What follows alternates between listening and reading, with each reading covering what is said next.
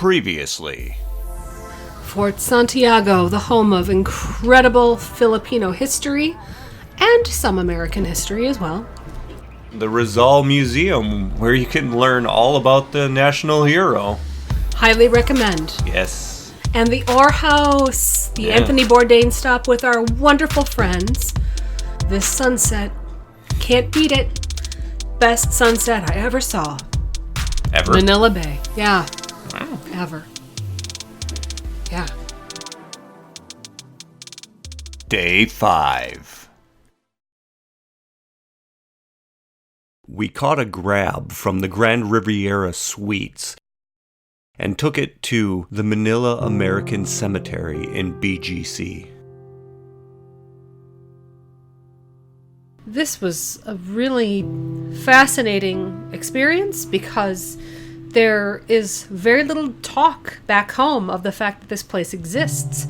I think a great deal of Americans are not aware that there is an American cemetery in the heart of Metro Manila that pays homage to so many of our fallen in the South Pacific of World War II.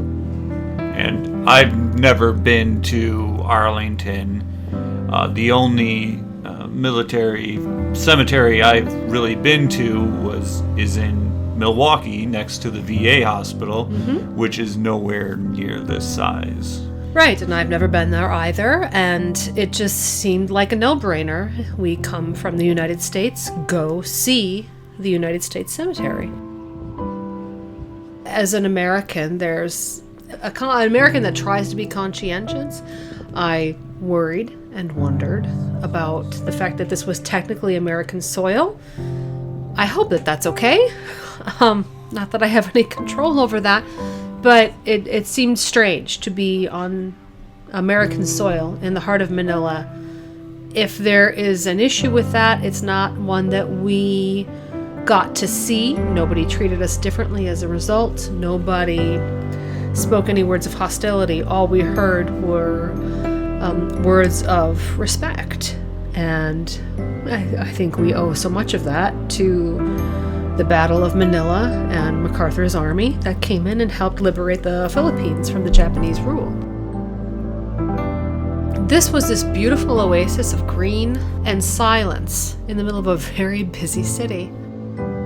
I had seen this monument before coming here in pictures and did not really get the scale of it until being there and being able to look up and down all the names on all the walls.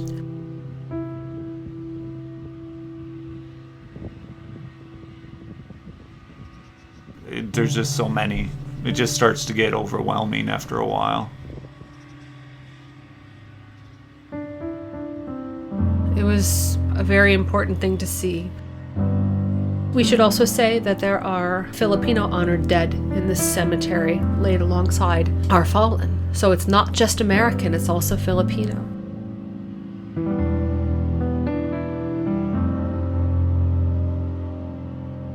I have a great uncle that survived Pearl Harbor. I don't know what their names were of his comrades in arms, but his friends and shipmates that went down during Pearl Harbor, he was spared because, being a good Irish Catholic, he decided to go to Mass on that Sunday morning, and because he was at Mass, he completely missed the bombings where the bulk of his shipmates were lost.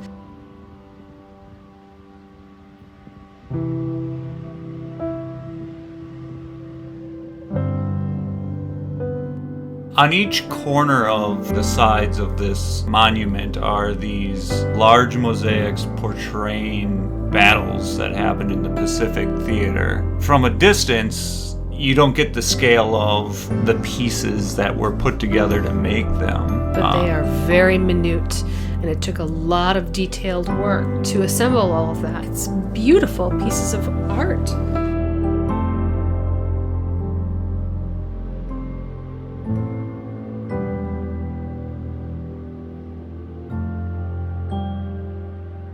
I learned in Manila that my great-grandmother Winifred her sister June, June's oldest son, so my grandmother's cousin, marched in the Baton March and somehow survived. He lost his eyesight to malnutrition, but he made it.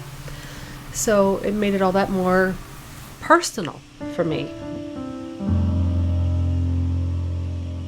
You know, we're just walking through and just kind of quietly reading the names, and the people who were working on the construction project saw us coming through, and they just turned off all their equipment, which is nothing that, I mean, we were just passing through. Not only did they turn off their equipment, they folded their hands and they stood in a position of, you know, respect and bowing of their heads as we walked by, which I felt very unworthy of. To be granted that kind of respect, I felt very unworthy of. It was very, very moving.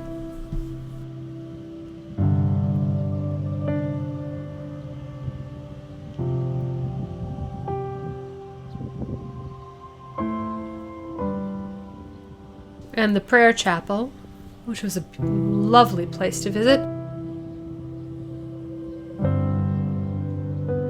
To their memory, their country brings,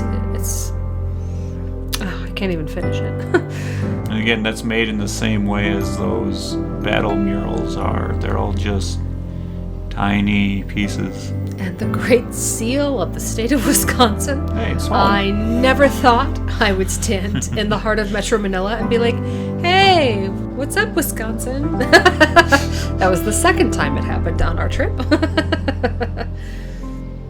Yeah. Thank you. Thank you to the people of the Philippines. Thank you to the people of Manila for granting this space so we can see our grandfathers and our friends' grandfathers and everything that they did. It's just really, it was very moving.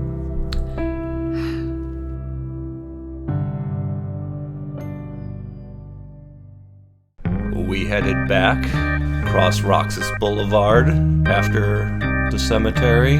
To go back to our Airbnb, and then we got picked up by Leo and Veronica for one last meal that we enjoyed immensely. Pig blood soup. I was a big fan. And I'm an even bigger fan of that sunset right there. Both nights had very unique sunsets over the bay.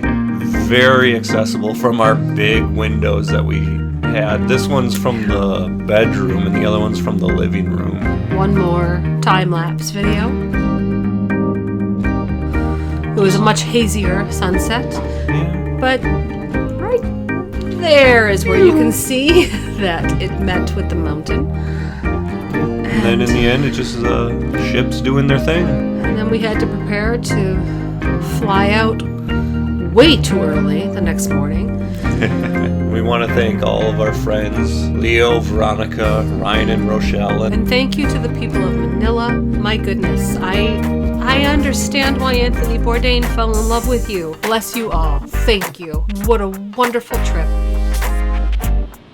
If you like what we're doing, please like and subscribe. There are a lot more travel videos to come, both abroad and in Wisconsin.